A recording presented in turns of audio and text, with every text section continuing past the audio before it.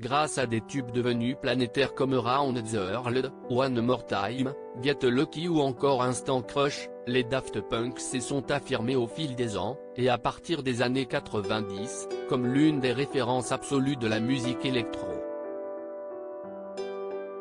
Une notoriété notamment due à leur singularité, eux qui avaient comme signature leur casque métallique, leur permettant de rester anonymes tout en connaissant la gloire.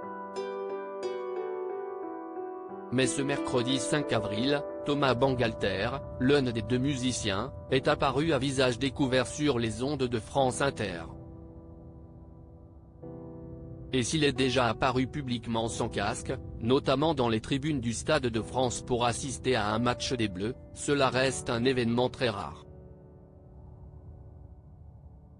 Au cours de cet entretien, l'artiste de 48 ans, qui était venu dans le cadre de la sortie de son premier album solo intitulé Mythologie, est revenu sur la fin des Daft Punk, survenue en 2021. Je suis très content de l'avoir refermé, a-t-il expliqué, à propos de cette histoire vécue pendant près de 30 ans avec son acolyte Guy-Manuel Domem Christo. On ne voyait rien. Thomas Bangalter a également fait quelques confidences au sujet de ces fameux casques, qui ont toujours attisé la curiosité des fans. Un accessoire qu'il ne peut pas regretter, tant il a permis à son groupe de sublimer son image, mais il a tout de même confié que cela pouvait à l'époque les gêner sur scène, notamment au niveau de la visibilité. On a joué à Bercy, mais je n'ai rien vu. La visibilité était extrêmement réduite dans les casques, on ne voyait rien. On a navigué entre la fiction et la réalité. On est très concentré sur le spectacle et finalement on ne regarde pas le public autant.